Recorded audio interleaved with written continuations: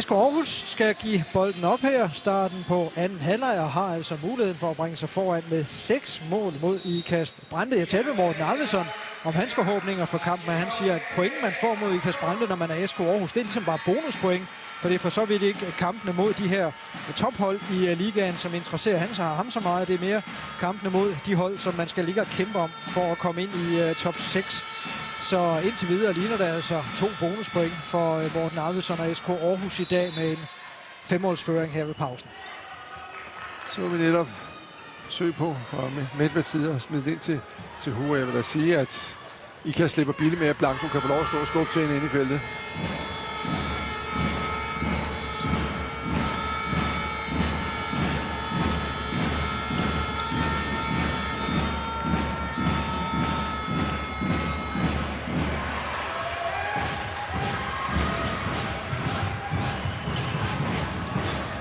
Igen en god redning. Camilla Eriksen. Og overtrådt. Ja, der er plads nok, sikkert. Camilla Dalgaard, det må ikke ske. En grim afbrænder her. Nu havde vi lige talt om stregspilleren Hue her. Det er hendes første afslutningsforsøg. Den skulle nok være fladet inden for rammen. Det er der vist ikke tvivl om.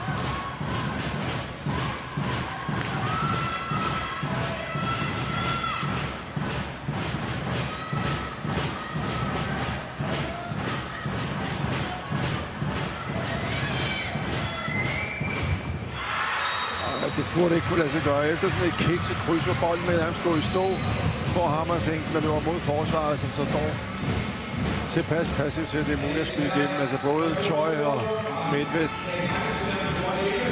undlader fuldstændig at klappe til hende.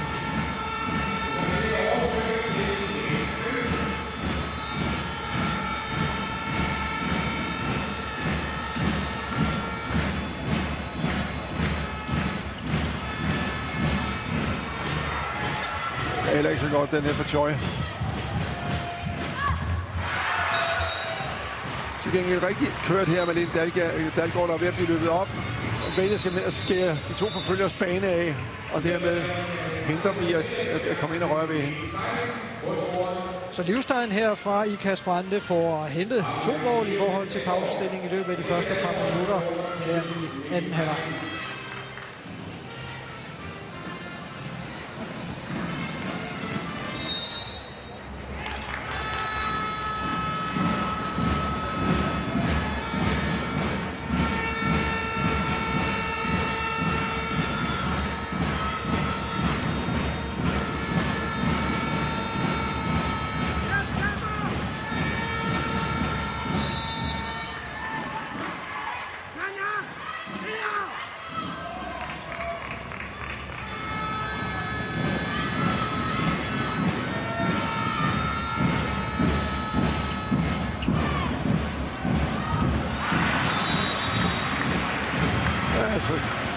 Spillende Gitte Brygger her, hvor der bliver sådan en lidt tilfældig bold.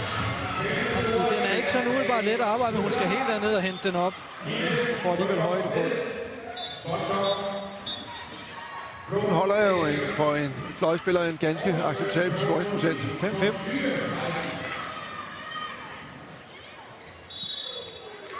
Når man ser på de 2 venstrefløj, der vinder ryg i dag, Malene Dalgaard og Gitte Brygger, så hvis man ikke vidste, hvem af dem, der har spillet på landsholdet, så ville man da have gættet, det var Gitte Brygger. Umiddelbart, ja. Men Ikast Brande selvfølgelig mangler Lene Fruensgaard stadigvæk på vej tilbage efter sin knæskade. Hvor stor en forskel tror du, det vil betyde for Ikast Brande, når hun sådan begynder at være i topform igen? Men altså, hun er jo absolut en helt anderledes skarp spiller, som også kan noget på egen hånd. Både rykke ind over, men også hendes fodfinder, hvor hun kører på både indvendig side af fløjen. Det giver noget helt andet. Og så er hun jo lynhurtig på sig.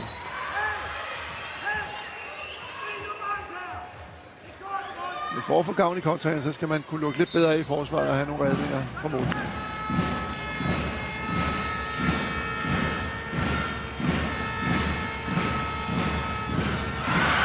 Den er flot trukket op, den her. Sætter Camilla Eriksen ned og klipper den op i taget. Flotte trin, Troels. Svend Troelsen, der fik sig en lille pause der i slutningen af første halvleg, hvor Tjekalka kommer ind. Nu er hun altså tilbage igen. Trine Troelsen, 6 scoringer og 8 forsøg. Ej.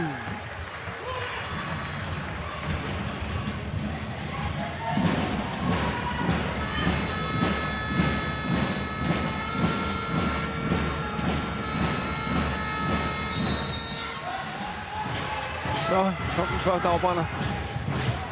Gitte Brygger.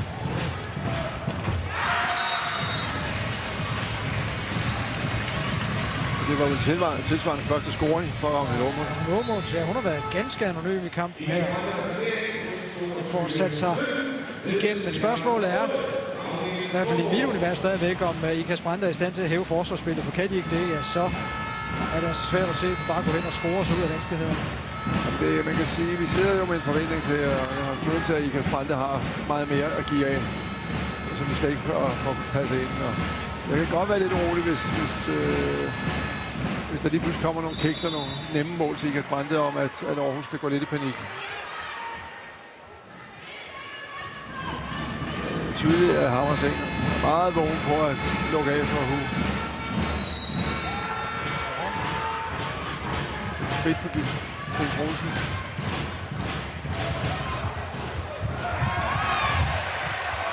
Og der er også en svær bold.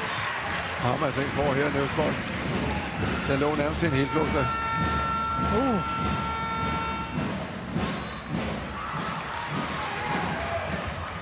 Skal de lige tage det med ro igen? Og Tjøj kommer og bringer sig selv i vanskeligheder der.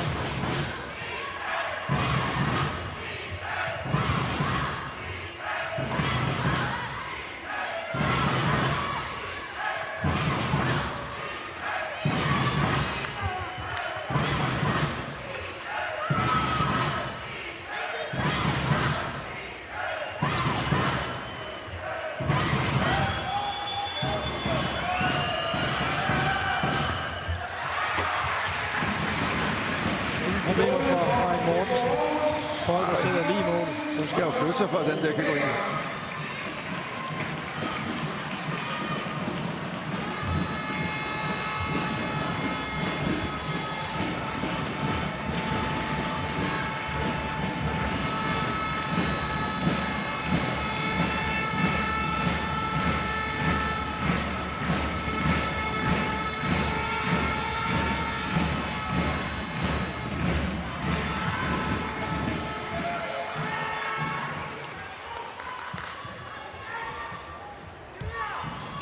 Camilla Transel tilbage som playmaker for SK Aarhus i stedet for Medved.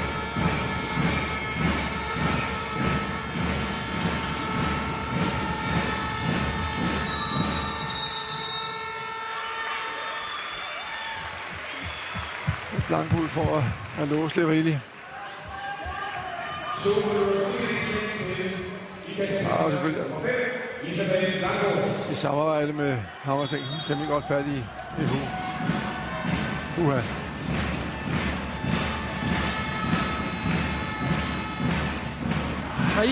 så ny afbrænder af Gitte Brygger.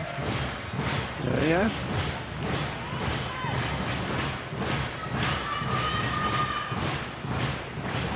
Hvis der kommer liga-scoring nu, så tror jeg, der begynder at blive en lille smule uro i Aarhus-mandskabet. Der stikker en god parade af Tøj.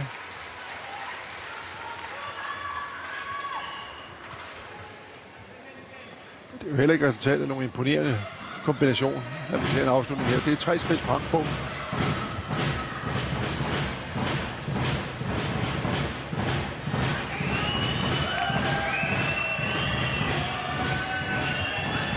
Så skal der komme en afslutning. Og den kommer ikke, så i stedet for bolden tilbage på Aarhus hænder. Med et lille minut tilbage af den udvisning, som Ikast Brande har ramt. Det skal Aarhus udnytte til at komme op og høre foran med 5 igen. Ej. Ja. Den er altså skidt nok her for Troelsen. Ideen er god. Kvaliteten ringer.